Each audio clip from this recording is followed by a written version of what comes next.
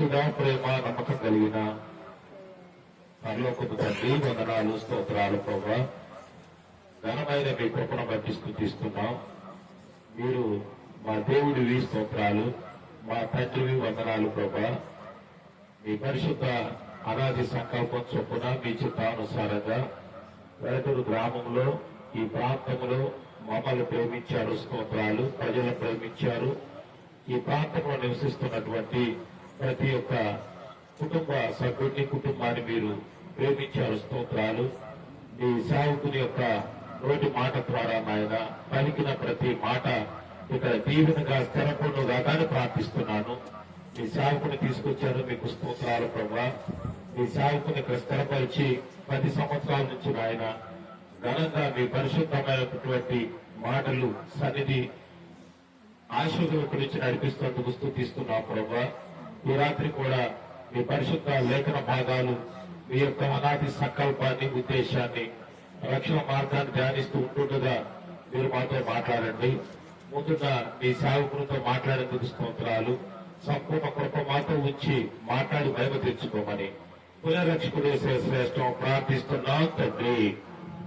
ఆమె ప్రభుత్వ పిల్లరా, మొదటి ప్రసంగం దేవుని సేవకుని ద్వారా మాతో మాట్లాడారు. ఎంతమందికి ఆ ప్రసంగం అర్థమైందో చెవులెత్తండి. సగం అర్థమైందా? బాగా అర్థమైంది అన్న చేతులెత్తండి. దేవునికి స్తోత్రం కలుగును గాక. చాలా విలువైన మాటలు, తేటైన మాటలు, అర్థమయ్యే మాటలు, ఎవరికి ఎప్పుడు దొరకని మాటలు సేవకు ద్వారా దేవుడు మాట్లాడారు. స్తోత్రం చెప్పండి. కొద్ది నిమిషాలు నేను ఈ రాత్రి దేవుని వాక్యాన్ని అందిస్తాను. ఆ తర్వాత మనం సెలవు తీసుకున్నందుకు 2 రోజులు ప్రయాణం ఉన్నమాట. ఇట్లా చూడండి, భూమి మీద అత్యంత గొప్ప నష్టకరమైన కార్యం ఏంటంటే, ఒక పాప ఇంటర్మీడియట్ బాగా చదువు బైపీసీ తీసుకుంది, డాక్టర్ అవ్వాలి అని బాగా చదివి తల్లిదండ్రులు కూడా ప్రోత్సహించారు. తను డాక్టర్ అవ్వాలి, తన కోరికెట్టి డాక్టర్ అవ్వాలి. డాక్టర్ అవ్వాలంటే ఏం రాయాలా? ఇంటర్మీడియట్ తర్వాత ఏం రాయాలా? ఎంసెట్ రాయాలి. ఎంసెట్ రాయాలి, లేదంటే ఆల్ ఇండియా టెస్ట్ రాయాలి. ఆ టెస్ట్ బాగా ప్రిపేర్ అయింది. మంచి ర్యాంక్ వచ్చిందనే కాన్ఫిడెంట్ తో ఎగ్జామ్ హాల్కి వెళ్ళి వెళక లోపలికి వెళ్ళాలంటే ఆ హాల్లోకి ఏం కావాలా? హాల్ టికెట్ కావాలి. హాల్ టికెట్ మర్చిపోయి అడావుల్లో ఏమన్నా మర్చిపోతాం కదా మనం. మర్చిపోయి లేచిరండి, హాల్ టికెట్ మర్చిపోవచ్చు, తెచ్చుకోపోవాలి. కొంత టైం ఉంది కదా అని అడావులింటికి వచ్చి హాల్ టికెట్ తీసుకొని వెళ్ళింది. ఇళ్ళకి 2 నిమిషాలు లేట్ అయిందమ్మా, నువ్వు లోపలికి రావడానికి కుదరదు అని చెప్పి. 2 నిమిషాలు లేట్ అయింది, లోపలికి రావడానికి కుదరదు అని చెప్పి. లేదండి, నేను బాగా ప్రిపేర్ అయ్యి డాక్టర్ అవ్వాలి నేను అన్నారు. కుదరదమ్మా, ప్రభుత్వం మాకు ఇచ్చినటువంటి సమయాన్ని బట్టి 2 నిమిషాలు ఎక్కువైపోయింది, నువ్వు లోపలికి రావడానికి కుదరదు అని బయట పంపించారు. తను ఇంటికి వెళ్ళి వారి బిల్డింగ్ మీదకి వెళ్ళి బిల్డింగ్ మీద ఉండి కిందకు దూకి చనిపోయాడు. నిర్లక్ష్యం ఏంటి? జరిగిందేంటి? ఒకటి మర్చిపోయింది, రెండోది 2 నిమిషాలు లేట్ అనే చెప్పండి. నిర్లక్ష్యము ఏమైంది? ఒక బిడ్డ ప్రాణము, ఒక యవన బిడ్డ ప్రాణము పోయింది. నిర్లక్ష్యం ఖరీదు చెప్పండి చాలా భయంకరమైంది. నిర్లక్ష్యం యొక్క ఖరీదు చాలా భయంకరమైంది. దాని వెల ఎక్కువగా చెల్లించాలి మనం. అవునా? దాని వెల ఎక్కువగా చెల్లించాలి. ఒకసారి ఒక చిన్న పొరపాటు, చిన్న నిర్లక్ష్యం వల్ల మన జీవిత పర్యాంతం తిరిగి వెనక్కి తీసుకెళ్లేటువంటి ఘోరమైన నష్టం జరిగింది. అవునా? ఆదాయ నష్టం జరిగింది. ఊరికి చెప్తున్నా చూడండి, ప్రపంచంలో లేకపోతే ఈ భూమి మండలం మీద సుమారుగా 850 నుంచి 900 మంది ప్రజలు ఉన్నాం. ఎంతమంది? 850 నుంచి 900 కోట్ల మంది ఉన్నాం. వీరిలో ప్రపంచ లెక్కల ప్రకారం 90 కోట్ల మంది హెచ్ఐవితో బాధపడుతున్నారు. అయితే అమ్మా 900 కోట్లు 100 కోట్ల మంది దేంతో బాధపడుతున్నారు? హెచ్ఐవితో బాధపడుతున్నారు. హెచ్ఐవి వచ్చింది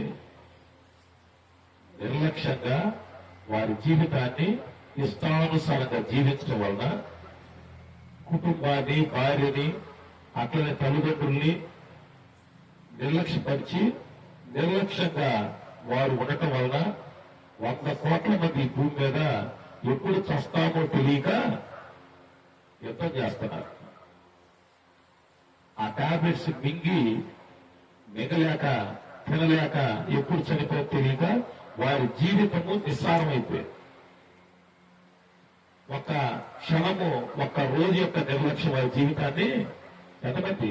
100 కోట్ల మంది. ఇట్లా చూడండి, మానవ జీవితం చాలా విలువైంది, మన ఆలోచనలు చాలా విలువైనవి. అయితే కొన్ని నిర్లక్ష్యం వలన మనము భూమి మీద మానవ సంబంధమైన కొన్ని అవకాశాలని జీవితాంతం కోల్పోతున్నాం. ఇందాక మీ సేవకు ద్వారా చాలా విషయాలు మాట్లాడారు. తల్లిదండ్రులు బిడ్డల్ని నిర్లక్ష్యం చేస్తున్నారు, బిడ్డలు తల్లిదండ్రులు నిర్లక్ష్యం చేస్తున్నారు. ఎవరి వ్యాపకాలు, ఎవరి ఆలోచనలు, ఎవరి వ్యక్తిగత జీవితంతో జీవిస్తూ కుటుంబ వ్యవస్థ నిర్లక్ష్యం చేశారు. నిర్లక్ష్యం యొక్క ఖరీదు ఎంత భయంకరమంటే 1912 సంవత్సరంలో టైటానిక్ అనే ఓడ తయారు చేశారు. విన్నారా మీరు? ఓడ తయారు చేశారు. బ్రిటిష్ వారు ఓడ తయారు చేయమని ఒక కంపెనీకి ఆర్డర్ ఇచ్చారు. ఆ కంపెనీ యజమాని ప్రపంచంలోనే ఒక గొప్ప ఓడ తయారు చేశాడు. దాని పేరేంటి? టైటానిక్. దాన్ని బాగా దగ్గర 3.5 సంవత్సరం దాన్ని నిర్మించారు. దగ్గరగా ప్రపంచంలోనే గొప్ప ధనం దానికి వచ్చే లోపల ఎంత ఫస్ట్ క్లాస్ అనేటువంటి ఫెసిలిటీతో తయారు చేశారు. ఏప్రిల్ 2వ తేదీన అది తయారు చేసి ముగించారు 1912 సంవత్సరంలో. ఒక పెద్ద అనౌన్స్మెంట్ ఇచ్చారు ప్రపంచానికి. అయ్యా, ఈ టైటానిక్ అనేటువంటి ఓడలో ప్రయాణం చేయాలంటే ఆ ప్రయాణపు టికెట్ ఖరీదు ఎంత అని నిర్ణయించారు. ఆ టికెట్ ఖరీదు ఎంత అని ఈరోజు నిర్ణయించాము. ఆ ప్రయాణం చేసే డేటు దగ్గర పడే కొద్దీ టికెట్ పెరుగుతూ ఉండదు. విమానం ప్రయాణం ఉంటుంది కదా, మనం 3 రోజులు ప్రయాణం చేయాలి. ఈరోజు విమాన టికెట్ కొంటే 5,000, రేపు కొంటే 6,000. విమాన ప్రయాణం డేట్ దగ్గర పడే కొద్ది టికెట్ వాల్యూ అయితే పెరుగుతూ ఉంటుంది. ఎవరో టికెట్ 2 రోజులు అవ్వాల, 3 రోజుల టికెట్లనే అయిపోయి ఎవరు కొన్నారు? ఈ ప్రపంచంలో ఉన్న పెద్ద గొప్ప ధనవంతులు, ఈ ప్రపంచంలో ఉన్నటువంటి గొప్ప ధనవంతులు 2,224 మంది వారి గొప్ప లగ్జరీస్ జీవితాన్ని ప్రదర్శించడానికి టికెట్ ఇవ్వన్నారు. కొని ఆ ఓడలో ప్రయాణం చేయడానికి సిద్ధపడ్డారు. ఆ ఓడ 9వ తేదీ ఏప్రిల్ 1912 సంవత్సరంలో ప్రయాణం ప్రారంభించేటప్పుడు ఆ గొప్ప ధనవంతుల్ని సెంగాపూర్ కానీ బొద్దువరకు అంతా వచ్చారు. ప్రపంచం అంతా చూస్తుంది ఆ ఓడ ప్రయాణ ప్రారంభం. ఆ ఓడ తయారు చేసినటువంటి ఆ యజమాని ఆ ఓడ మీద నిలబడి ఒక మాట చెప్పాడు. ఈ ఓడ ముంచగలిగిన వాడు ఈ భూమండలం మీద ఎవరు లేడు. ఈ ఓడ పొడగదిక ఎందుకంటే దానికి కొనసాగింపు అన్నాడు. దేవుడు కూడా ఈ ఓడ ముంచలేడు అన్నాడు. అన్నాడు దేవుడు కూడా ఈ సముద్రంలో ఈ ఓడను ముంచలేడు అని 224 మంది ప్రయాణం ప్రారంభించిన ఎవరిళ్ళంతా ఈ ప్రపంచంలో అత్యంత ధనవంతులు, ఉన్నతమైన కుటుంబాలు ప్రారంభించారు. అతను ఎంతమంది ప్రయాణం ప్రారంభించారు? 224 మంది. అతని యొక్క పరిస్థితి ఏంటంటే దేవుడు కూడా ఈ ఓడని, ఈ షిప్ ని ఉంచలేడు. అంత గొప్ప భారీ షిప్ ని అన్ని రకాల హంగులతో తయారు చేశారు. 224 మంది ప్రయాణం ప్రారంభించారు. 3వ రోజులో ఆ ఓడ బద్దలై 2 ముక్కలై సముద్రం మునిగిపోయి అటువంటి ఒక మంచు కొనం ఢీకొట్టు 224 మందిలో 1600 మంది చనిపోయారు. మిగతా 600 మందిలో స్త్రీలు, పిల్లల్ని అతి కష్టం మీద బయట తీసుకొచ్చారు. ఎందుకంటే ఆ ప్రమాద ప్రయాణానికి అతను దేవుడు కూడా ముంచలేడు అని చెప్పినటువంటి ఆ నిర్లక్ష్యము కలిగినటువంటి యజమాని లైఫ్ జాకెట్ ఎన్ని పెట్టాలంట? 2224 ఉండాలి జరిగిన ఆ గడుకు రావటానికి. ఎన్ని పెట్టాడు అతను? 600 మాత్రమే పెట్టాడు. ఎందుకని? నిర్లక్ష్యం. దేవుడు కూడా దీన్ని ముంచలేడు అనే నిర్లక్ష్యంతో వాటిని పెట్టాలి. లైఫ్ బోట్లు, లైఫ్ జాకెట్లు. నిర్లక్ష్యం ఎంత ఖరీదు చేసింది? ఎంతమంది చనిపోయారు? మన జీవితంలో నిర్లక్ష్యం అనేది చాలా భయంకరమైనది. తల్లిదండ్రులు బిజీ జీవితంలో ఉండి బిడ్డలు పట్టించుకునేటువంటి నిర్లక్ష్యం. భార్య భర్తకి సమయం ఇవ్వలేని నిర్లక్ష్యం. భర్త భార్యతో మాట్లాడలేనటువంటి నిర్లక్ష్యం. ఈ మధ్య ఫేస్బుక్ లో, యూట్యూబ్ లో, ట్విట్టర్ లో చూస్తున్నాం. ఎలాగంటే వాళ్ళంతా పండగలకు వస్తే ఒక సమయం కూర్చొని అందరూ అన్ని దగ్గర పెరుగు తింటారట. ఇప్పుడు పండగలకు వచ్చి అన్ని వస్తువులు ఉంటాయి. ఎవరి చేతిలో వడిసాలు. పండగకు వచ్చేందుకు రాకపోతే ఎవరి చేతిలో వడిసాలు, పిల్లలకు ఒక సెల్లు, మూడుకి ఒక సెల్లు. ఆ తర్వాత 2 గంటల దాకా కూడా ఎవరి సెలవు వాడితే ఒకే మంచం మీద ఉంటారు ఇద్దరు. ఎవరి సెలవు వాడితే ఎంత నిర్లక్ష్యమో చూడండి. కొన్ని కాపరాలు నిద్ర మర్చిపోయారు. ఎట్లా చూడండి, ఆ మైకుల్లో మొత్తంలో పడిపోయారు. దాని నిర్లక్ష్యం అనారోగ్యం వస్తుంది, జబ్బు వస్తుంది. చూడండి, మానవ సంబంధాలు పోయినాయి, అన్ని పోయినాయి. ఆ నిర్లక్ష్యం ఎంత భయంకరం అంటే మనమంతా దేవుని వాక్యాన్ని ధ్యానించే సందర్భంలో ఉన్నాం. మన కుటుంబంలో నిర్లక్ష్యం ఉంది, వ్యక్తిగత జీవితంలో నిర్లక్ష్యం ఉంది. దాని ఫలితము చాలా భయంకరమండి. ఎందుకంటే ఆ 224 మంది మునిగిపోయారు. 1500 మంది మునిగిపోయారు. ఒక్కడి నిర్లక్ష్యం వాళ్ళు. అవునా? ఒక్కడి నిర్లక్ష్యం వాళ్ళు. ఈరోజు మన ధ్యానం ఏంటంటే ఆ దేవదేవుడు మన కొరకు మనల్ని ప్రేమించి ఆ గొప్ప పరలోకంలో ఉన్నటువంటి పరిశుద్ధుడు, నిత్య స్థుతిగానాలతో పరిశుద్ధుడు పరిశుద్ధుడని కోటాను కోట్ల దేవదూతలతో నిత్యము స్తుతించబడి ఆ గొప్ప దేవుడు మనల్ని ప్రేమించి మనల్ని ఆ పరలోక రాజ్యాన్ని నడిపించాలని, నరక లోకాన్ని తప్పించి తమతో పాటు ఆ మోక్ష రాజ్యంలో ఉండాలని ఆయన ఆశపడి మనం నష్టపోకూడదని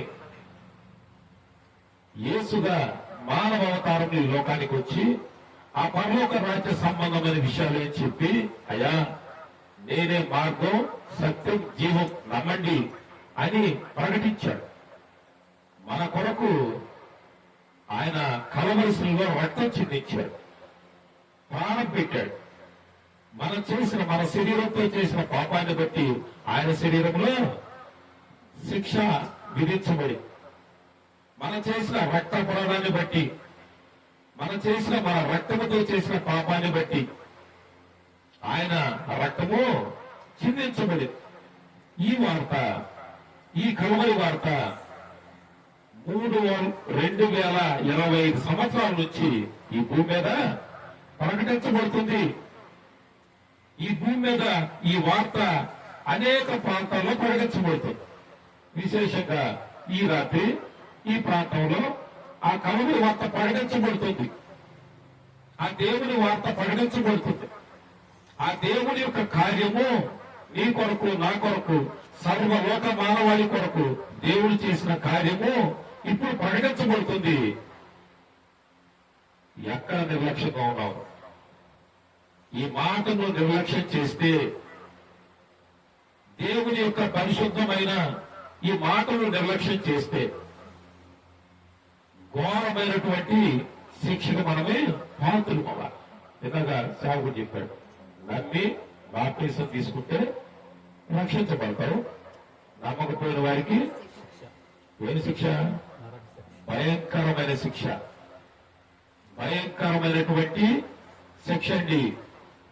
ఇక్కడ నిర్లక్ష్యంగా ఉంటే 10 సంవత్సరాల నుంచి దేవుడు తన సేవకుడిని ఈ పాలని పడ్డాడు. ప్రతి ఆదివారం దేవుడి సేవకుడు ఆ నరక శిక్షను పోవద్దని కేక వేస్తూ ఉన్నాడు. ఆ కలవరి వార్తలు యేసు చేసిన త్యాగాన్ని ప్రకటిస్తూ ఉన్నాడు. నీ కొరకు నీకు బదులుగా మరణించిన యేసును ప్రకటిస్తున్నాడు. ఇంకా నువ్వు నిర్లక్ష్యంగానే ఉన్నావు. సమయం దేవుడికి ఇవ్వని నిర్లక్ష్యం. సమయం ఎంత విలువైంది? 2 నిమిషాల సమయాన్ని తను అడ్జస్ట్ చేసుకోలేకపోవటం వలన ఆ సహోదరు ఏం కోల్పోయింది? ప్రాణమే కోల్పోయింది. అమ్మా, ఒక దినము నువ్వు చేసినటువంటి ఆలోచన వలన జబ్బు వచ్చి నీ జీవితమే కాదు, నీ జీవితంతో నీ కుటుంబం నష్టపోయింది. ఒక్క నిర్ణయం వలన మనము ఆ నిర్లక్ష్యం వల్ల ఎంత నష్టపోతామో చూడండి. ఈ రాత్రి యేసునితో మాట్లాడుతున్నాడు. యేసయ్య పక్షాన దేవుని సేవకునితో మాట్లాడుతున్నాడు. ఇంకా నువ్వు ఏ స్థితిలో నిర్లక్ష్యంగా ఉన్నావో ఒక్కసారి ఆలోచన చేయాలి. పరిశుద్ధ జీవ గ్రంథంలో ఒక మాట ధ్యానం చేసి మనం ముందుకు సాగుదాం. చూడండి, హెబ్రీ రాసిన పత్రిక 2వ అధ్యాయము, హెబ్రీ రాసిన పత్రిక 2వ అధ్యాయము 3వ వచనం. ఎంత గొప్ప రక్షణ మనము నిర్లక్ష్యము చేసిన ఎలాగు తప్పించుకుంటుమో. ఒక నిమిషం బట్టి ప్రశ్న ఇది. ప్రశ్న గుర్తుందా? ఒకవేళ ఎంత గొప్ప రక్షణ నిర్లక్ష్యము చేసిన ఎట్లా తప్పించుకుంటాం? అమ్మాయి చూడండి, మనం ఆకాశంకి వెళ్ళిన దేవుడు అక్కడ ఉన్నాడు. నువ్వు చచ్చినాక పాతి పెట్టిన భూమిలో చెప్పండి దేవుడు ఉన్నాడు. నువ్వు ఎక్కడ దాక్కోవాలన్న అవకాశమో ఒక లేదు. ఇక్కడ అన్నాడు, ఇంత గొప్ప రక్షణ నిర్లక్ష్యం చేస్తే ఎలా తెప్పించుకుంటావు? ఈ దేవుడు అంటున్నాడు, ఇంత గొప్ప రక్షణ నిర్లక్ష్యం చేస్తున్నావు. విలువైన దేవుడి మాటలు నిర్లక్ష్యం చేస్తున్నావు. దేవుడి సన్నిధి నిర్లక్ష్యం చేస్తున్నావు.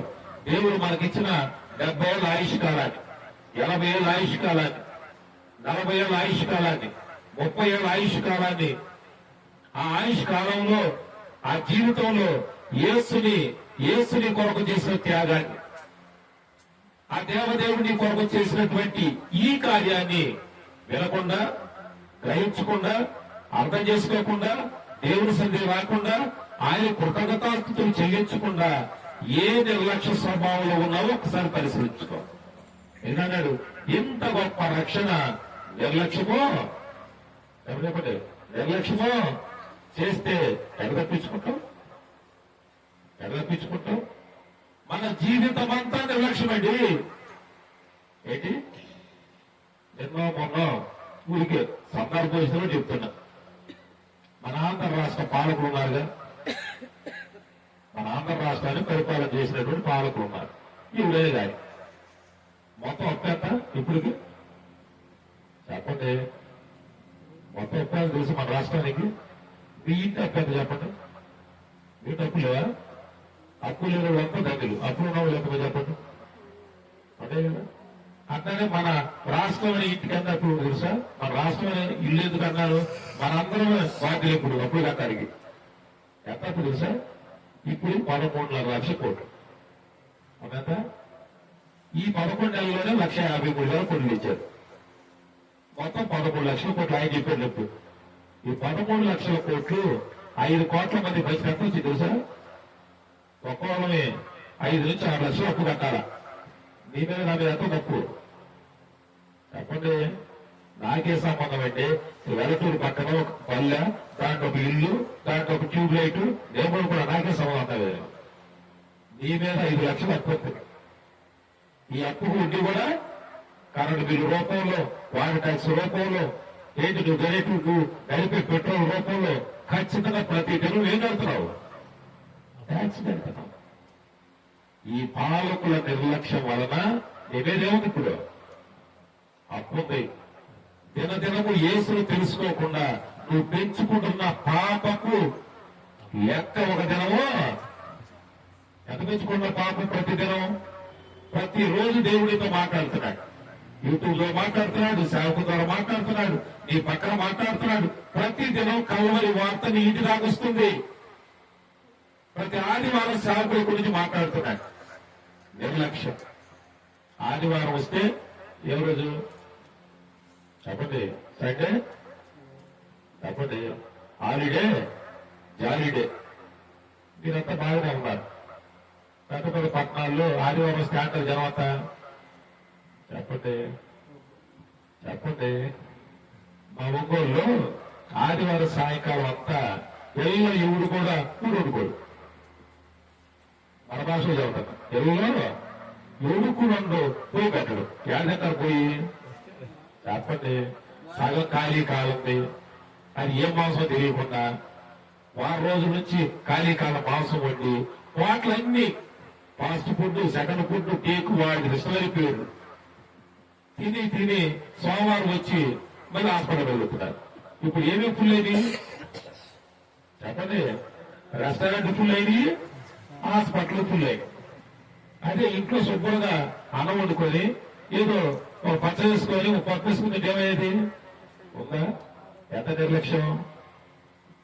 నీ ఇంటి ముందు నీ బాల్యంలో దేవుని సన్నిధి ఉంది. స్తోత్రం చెప్పండి. దేవుని మాటలు వినపడుతున్నాయి. కనీసం నీ ఇంట్లో కూర్చొని వినటానికి కూడా ఇష్టం లేని నిర్లక్ష్యం ఇది.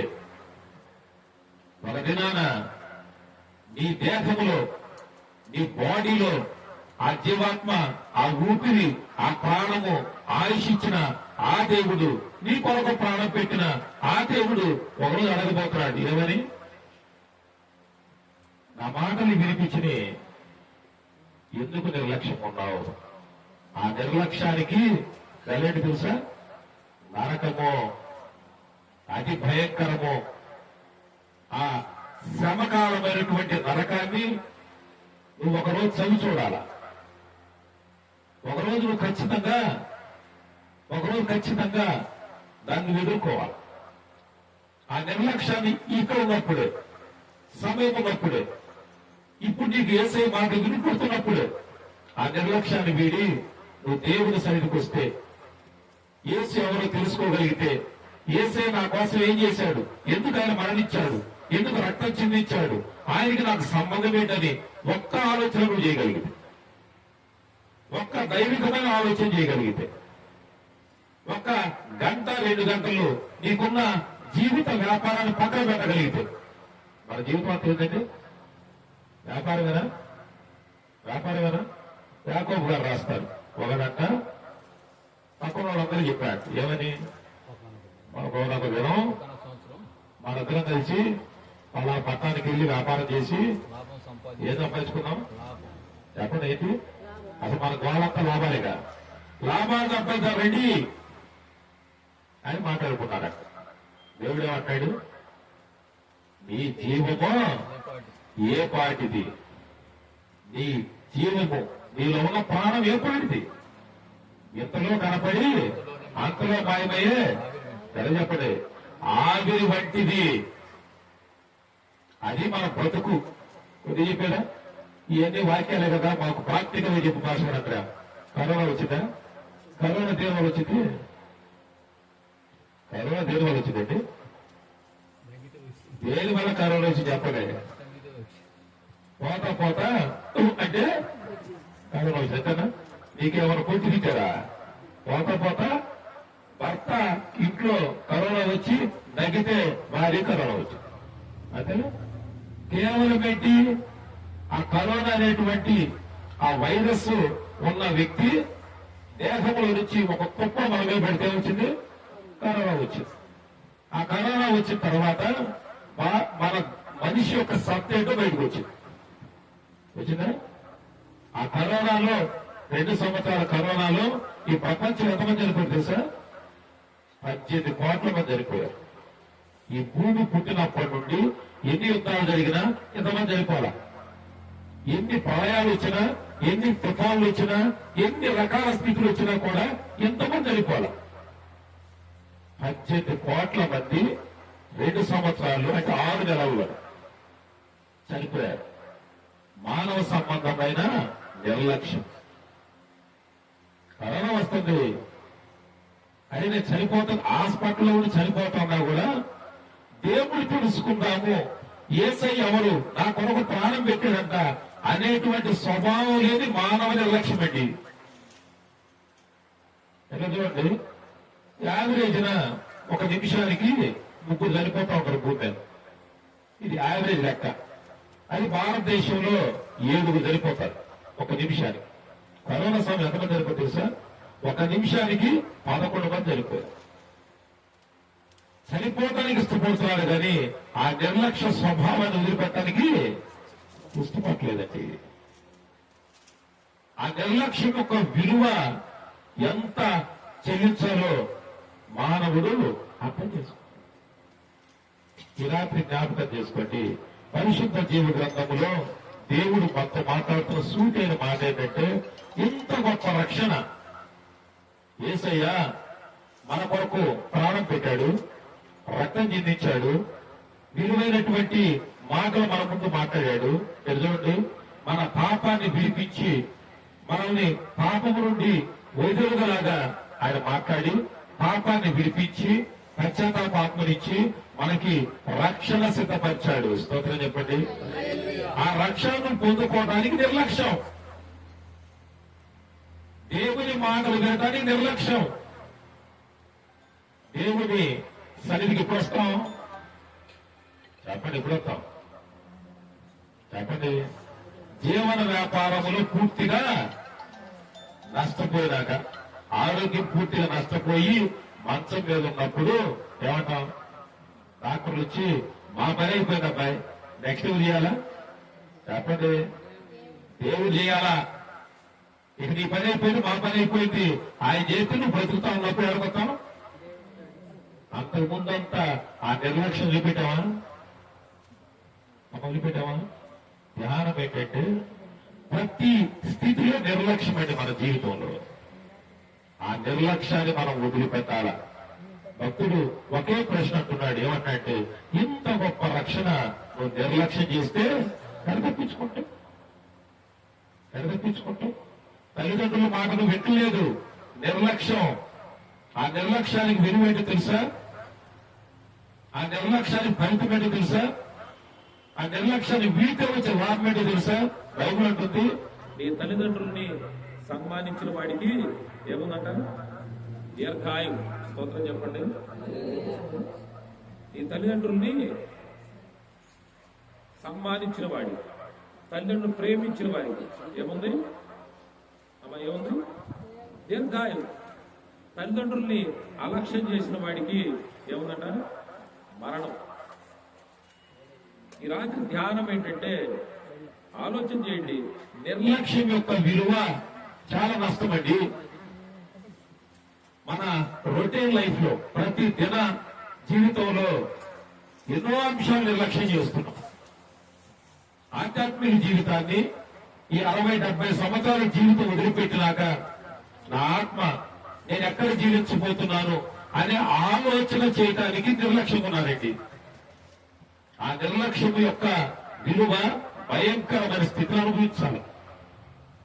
మా ధ్యానం ఏంటంటే అనేక వాటి కొరకు మన సమయాన్ని వెచ్చిస్తాం, ధనాన్ని వెచ్చిస్తాం, ఎదురండి విలువైనటువంటి అన్ని వెచ్చిస్తాం.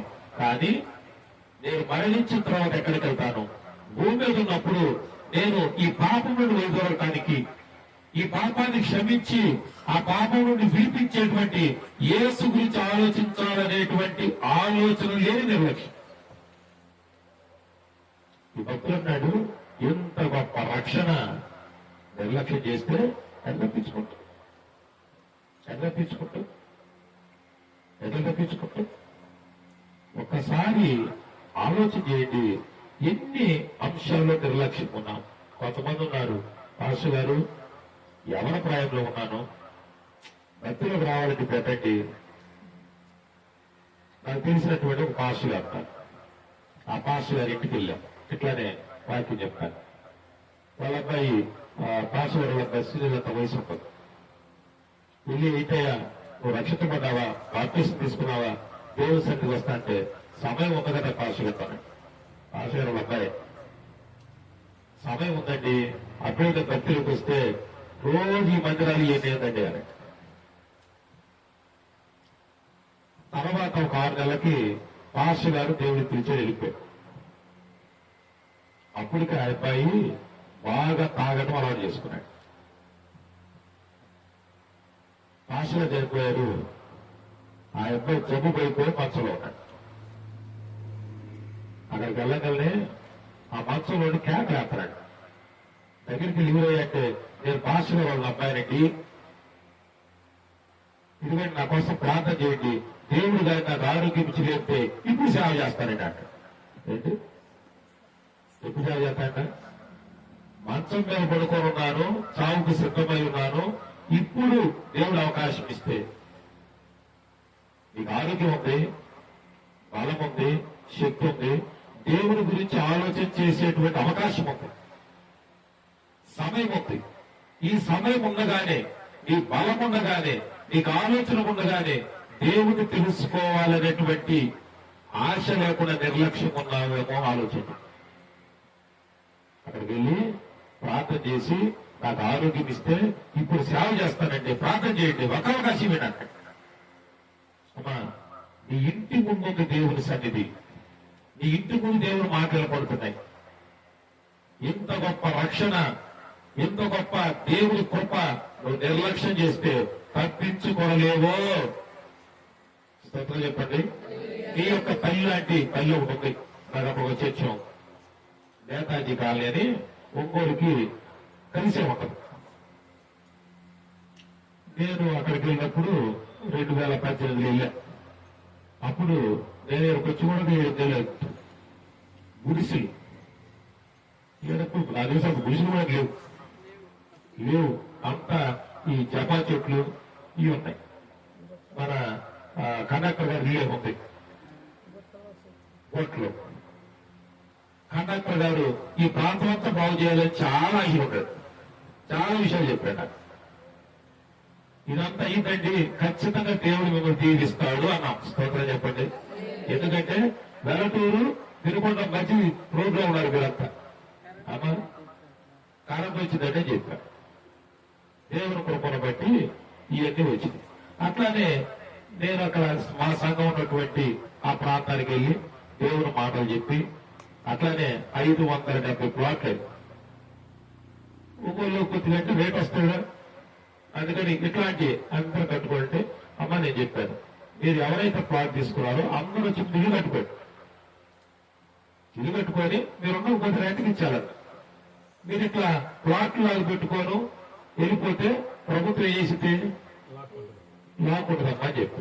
3 ఏళ్ళు చెప్పా, 4 ఏళ్ళు చెప్పా, 5 ఏళ్ళు చెప్పా, 6 ఏళ్ళు చెప్పా.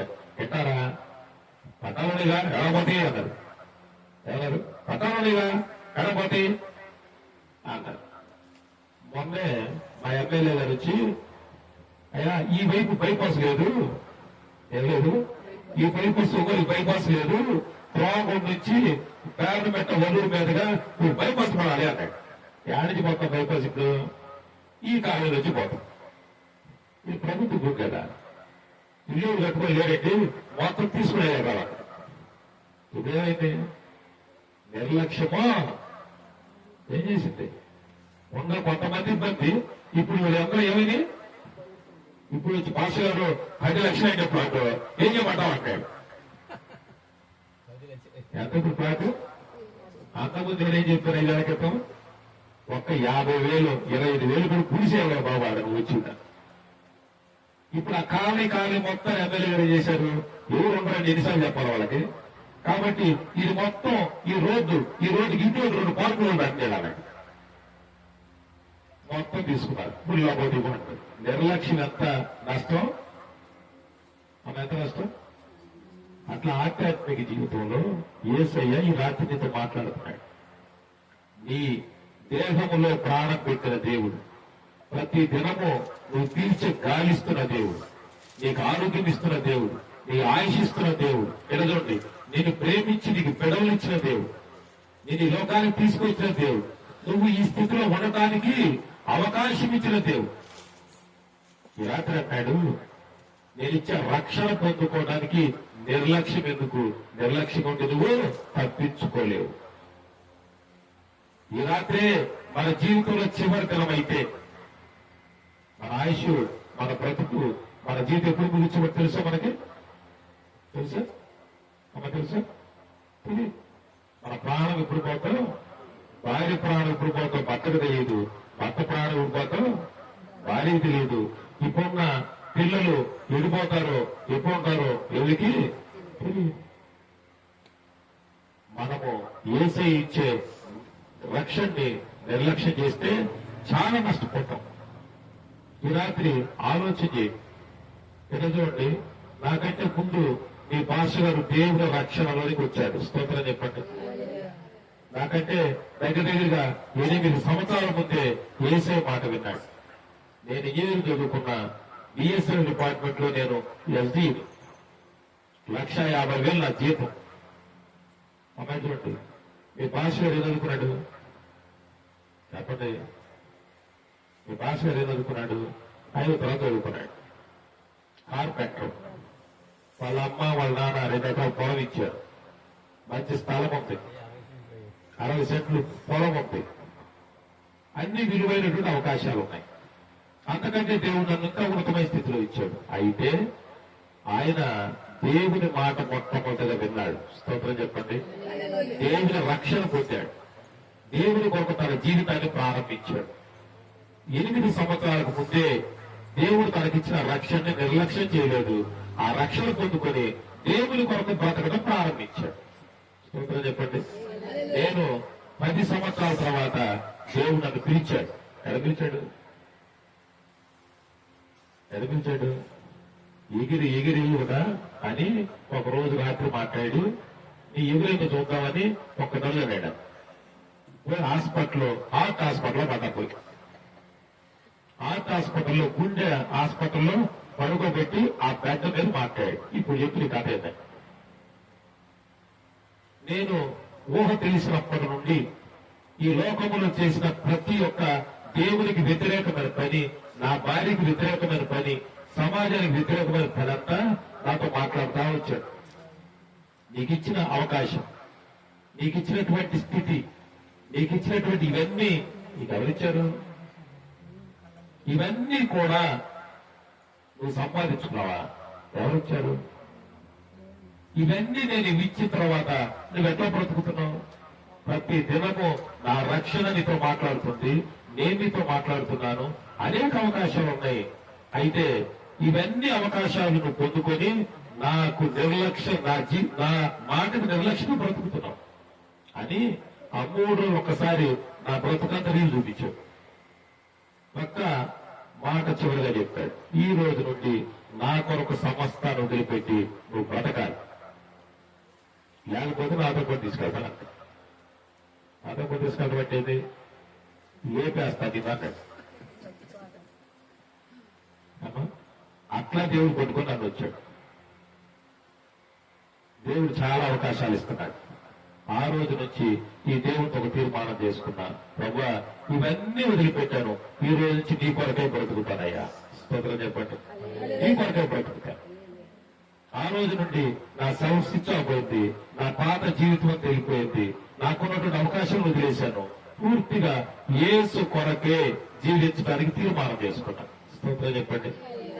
అమ్మా, నిర్లక్ష్యం చేస్తున్నావేమో, యేసయ్య ప్రతి రోజు నీతో మాట్లాడుతున్నాడు, ప్రతి అవకాశాన్ని చూస్తున్నాడు. ఈ రోజు నా సహోదరి, నా బిడ్డ, నేను ప్రేమించినటువంటి నా బిడ్డలు ఈ రోజు నా మాట వింటారు అని ప్రతిరోజు ఓర్పు సహనంతో ఉన్నాడు ఈ దేవుడు. ప్రతిరోజు అవకాశం ఇస్తున్నాడు. ఒక్కసారి ఈ నిర్లక్ష్యాన్ని వేడకపోతే ఎంత గొప్ప రక్షణ నిర్లక్ష్యం చేస్తే తప్పించుకోలేదు. చూడండి, ఎగిరాను ఎలబడుతూ పెట్టాడు. ఏంటన్నా ఎగురుపోడు చెప్పండి. 29 రాష్ట్రాలు ఫ్లైట్లోనే తిరుగుతా ఉంటాయి, ఫ్లైట్లోనే తిరుగుతారు, విమానంలోనే తిరుగుతారు. 1,40,000 మందికి ఆల్ ఇండియా జనరల్ సెక్రటరీ ఉంది. అర్థమైందా? అనేక మంది ఇప్పుడున్న లీడర్స్ తో ముఖాముఖిగా మాట్లాడగలిగినటువంటి స్థాయికి తీసుకెళ్లాడు దేవుడు. 21 సంవత్సరాలకే నాకు జాబ్ ఇచ్చాడు, 22 సంవత్సరాలకే అన్ని ఇచ్చాడు. దేవుని రక్షణ నిర్లక్ష్యం చేస్తే, దేవుడిచ్చే రక్షణ నిర్లక్ష్యం చేస్తే తప్పించుకోలేవు. తప్పించుకుందామని నువ్వేమైనా పన్నాగమని దాక్కుందాం అనుకుంటావేమో. దాక్కుంటావా? దాక్కుంటావు? సముద్రం దాక్కుంటావా? ఆకాశంలో దాక్కుంటావా? వాడెవడో ఈ భూమి నాశనం అయితేని ఒక రాకెట్ చేసిన ఆదాక్కున్నా అంట, ఆదాక్కుంటావా? లేకపోతే భూమి కింద దాక్కుంటావా సొరగ వేసుకొని? ఎక్కడ దాక్కోవడానికి అవకాశం లేదు. నువ్వు చేస్తున్న ప్రతి పని దేవుడు చూస్తున్నాడు. భార్య తెలియకుండా భర్త చేసే పని, భర్త తెలియకుండా భార్య చేసే పని, తల్లిదండ్రులు తెలియకుండా సెల్ ఫోన్ చూస్తూ పార్కుల దగ్గర ఇంకో చోట కాలేజీ అని చెప్పి వెళ్ళి చేసే ప్రతి పని దేవుడు చూస్తున్నాడు. ఎవరు చోట్లేలే పిల్లేమనుకుంటాక వాళ్ళు అయినప్పుడు పిల్లేమనుకుంటే చెప్పండి, ఎవరు చూడలేరు అనుకుంటారు, కళ్ళు మూసుకుని తాగుతారు. అమ్మా, ఎంతమంది పిల్లలు ఉన్నారో ఈ ప్రాంతంలో, దొంగ పిల్లలు, దొంగ పిల్లలు. దేవుడు చూస్తున్నాడు. ఈ గొప్ప రక్షణను నిర్లక్ష్యం చేస్తే, ఈ గొప్ప మాటలు నిర్లక్ష్యం చేస్తే, యేసు నీ కొరకు చిందించిన ఆ రక్తాన్ని, యేసు చేసిన త్యాగాన్ని, యేసు చేసే ఈ మాటలు చెప్పే ఈ మాటలను నువ్వు నిర్లక్ష్యం చేస్తే ఎడ తప్పించుకుంటావు? ఒక ఆయన అన్నాడు, అయ్యా దేవుడు ఉద్యోగం ఇచ్చాడు, 60 ఏళ్ళు ఉద్యోగం చేసిన తర్వాత అప్పుడు రక్షించబడతానండి అన్నాడు. రిటైర్మెంట్ రోజు అడిగా, అయ్యా మరి ఈ రోజు వచ్చి ఒక బాప్టిస్ట్ తీసుకుంటుంటే ఇప్పుడు ఉద్యోగం చేసి అలిసిపోయాను, ఒక 10 ఏళ్ళు రెస్ట్ తీసుకున్నాను. రెస్ట్ తీసుకున్నాను. మా మందిలో ఎదురుగా ఒక ఆయన ఉంటాడు, ఆయన గురించి అవుతున్నా. రెస్ట్ తీసుకున్న హక్కులు ఒక్కసారి మందిరంలోకి రా, ఏసైన రక్షకుడిని అంగీకరించయ్యా. రేపు చూద్దాంలే. ఇప్పుడు రేపు చూద్దాంలే. ఈ రాత్రికే పోయాడు. పాపములోనే చనిపోయాడు, ఆ నిర్లక్ష్యంలోనే చనిపోయాడు, నరక లోకానికి సిద్ధపడి చనిపోయాడు. ఆయన భార్య ఉంది, ఆమె చెప్పాను, అమ్మా ఈ కుటుంబం మీద శాపం ఉంది, నువ్వన్న యేసయ్యని సొంత రక్షణ అంగీకరించు. యేసయ్య తన రక్తంతో నిన్ను కడుగుతారు, నీ పాపాలు, నీ కుటుంబం శాపం తొలగిపోతే నువ్వు దేవుడితో ఆశీర్వదించబడతావు అని చెప్పు. ఆమె నిర్లక్ష్యంగా ఉంది. కరెక్ట్ 3 రోజులు ఆమె చనిపోయింది. చనిపోయింది, పనికి వెళ్తుంది, మున్సిపాలిటీ పని. బండికి వెనక్కి కూర్చో, ఆడలు వెనక్కి కూర్చుంటారు కదా, వెళ్తా ఉంది, వెనకబడి వెనక్కి పడితే ఇలా చెప్పింది. కుమార్తె ఒకటే కుమార్తె, చర్చి ముందు ఒక కుమార్తె, చాలా మంచి అమ్మాయి, 26, 20 సంవత్సరాలు, 2 పిల్లలు, 2 కొడుకులు. ఆ అమ్మాయిని పిలిచి ఆ అమ్మాయి గజ్జలు వేసుకుంటారు. మధ్యలో ఆ అమ్మాయి వస్తుంది లేదా వీరు తిరుగుతుంది, గుర్తేది ఇప్పుడు మాకు ఆ గజ్జలు గల గల అంటుంటాయి. ఆ అమ్మాయి బాగా ఇష్టం. ఒకరోజు పిలిచి, చెప్పమ్మా పొరపాట్లో ఉన్నావు, పాపంలో ఉన్నావు, పాపాన్ని ఒప్పుకో, పొరపాటు సరిదిద్దుకో, యేసయ్యను సొంత రక్షకునిగా అంగీకరించు. నీవు నీ కుటుంబం ఆ శాప నుంచి విడిపించబడతారు. అమ్మా ఇను అన్న. ఇప్పుడు ఇదే పరిస్థితి లేదు భాష గారు, మా అమ్మ నాన్న తీసుకెళ్ళాడుగా దేవుడు, ఏమిటావేట. 4వ రోజు భార్య భర్తకిద్దరు గొడవైంది. ఏదో భర్త భయపడదాదని చెప్పి కిరసాలు లాగింది. ఏమైంది? కిరసాలు లాగింది. ఏమైంది? చనిపోయి ఇద్దరు బిడ్డలు అనాథలేదు. అమ్మాయి చూడండి, దేవుని సేవకుడు దేవుని మాటలు చెప్తున్నాడు. అమ్మా ఈ రాత్రి యేసయ్యని సొంత రక్షకునిగా అంగీకరించి రక్షణ పొందు. ఇది ఉచితం, డబ్బులు కట్టాల్సిన అవసరం లేదు. నీ ఇంట్లో అన్ని కుదరబడాల్సిన అవసరం లేదు. నీ ఇంట్లో ఏదో నేను ఇవ్వాలి అని ఆలోచన లేదు. ఇది ఉచితం. యేసయ్యా నీవు నా దేవుడివి, నా రక్షకుడివి, నా కొరకు ప్రాణం పెట్టావు, నువ్వు మరణించావు, నాకు రక్షణ ఇచ్చావు అని ఒక మాట ఎప్పుడు. నా పాపాన్ని ఒప్పుకుంటానయ్యా, నీ బుద్ధి తక్కువ ఎక్కువైందయ్యా, పాపం చేశాను, నీ యొక్క మాటలు వినపడుతుంది. ఈ రాత్రి ప్రభా నేను బుద్ధి మార్చుకుంటాను, మనసు మార్చుకుంటాను, బ్రతుకు మార్చుకుంటాను అని ఒక్క మాట, ఒక్క ఆలోచన, ఒక్క తగ్గింపు మాట అండి. ఈ దేవుడు నీతో మాట్లాడతాడు, తన రక్షణ నీకు ఇస్తాడు. స్తోత్రం చెప్పండి. ఆ రక్షణ చాలా విలువైందండి. ఎందుకు చెప్పాను? మీ పాస్టర్ నాకంటే ముందు రక్షించబడ్డాడు. స్తోత్రం చెప్పండి. ఏది విలువైంది? బిల్డింగులు కాదు, ఉద్యోగాలు కాదు, చదువు కాదు. విలువైందేంటి? రక్షణ. స్తోత్రం చెప్పండి. రక్షణ అవసరమైందండి. రక్షణ అండి. ఆ రక్షణ ముందు పొందుకున్నాడు మీ పాస్టర్ గారు. 8 ఏళ్ళ తర్వాత వచ్చింది నాకు రక్షణ. నేను అప్పుడప్పుడు ప్రార్థన చేస్తాను, ప్రభా విలువైందేమో ఆయనకి ఇచ్చావు, విలువ లేనిదేమో పనికి మారిదేమో నాకు ఇచ్చావు ప్రభా అని దేవుని దగ్గర నా జీవితం ఎంత నిర్లక్ష్యం చేసుకున్నాను ప్రభా, నన్ను క్షమించడానికి ప్రార్థన చేస్తాను. ఈ రాత్రి ఆత్మీయ సహోదరి సహోదరుడా ఒక్కసారి ఆలోచించి, ఒక్కసారి పరిశీలించి, మన జీవితాన్ని ఒక్కసారి పరిశీలించు. ఒక్క నిమిషం ఆగు, ఒక్క నిమిషం ఆలోచించి. ఈ రాత్రి నా జీవితంలో చివరి దినమైతే, ఈ శరీరాన్ని వదిలిపెడితే నీ ఆత్మ నరకానిక పరలోకానిక, విశ్రాంతి సమయానిక అవిశ్రాంతి అయినటువంటి సమయానిక ఎటవుతుంది ఆత్మ. ఏ స్థలంలో ఉండాలో నువ్వు ఆలోచన చేస్తున్నావు. సమయం ఉండగానే, ఇంకా నీ చేతిలో అవకాశం ఉండగానే, ఇంకా నీ ముందు దేవుని సన్నిధి ఉండగానే ఒక్కసారి మనం ఆలోచన చేయాలండి. నిర్లక్ష్య స్వభావాన్ని వదిలిపెట్టాల. చాలా మంది కుటుంబాన్ని నిర్లక్ష్యం చేస్తున్నారు, ఆరోగ్యాన్ని నిర్లక్ష్యం చేస్తున్నారు. ఇవన్నీ ఈ లోక సంబంధంగా ప్రతి 60-70 సంవత్సరాలకి. అయితే శాశ్వతమైనటువంటి ఆత్మ రక్షణ అనేటువంటి దాన్ని నిర్లక్ష్యం చేస్తున్నారు. ఈ రాత్రి ఒక్కసారి పరిశీలించుకున్నాం, ఆలోచించండి. శబ్దయాత్ర ద్వారా దేవుని మాటలు వింటున్న తమ్ముడా, అన్న, అక్క, సహోదరి, ఏ స్థితిలో ఉన్నా నువ్వు మోకరించగలిగితే, ఏ స్థితిలో ఉన్నా ఒక్కసారి నువ్వు నిలబడి దేవుని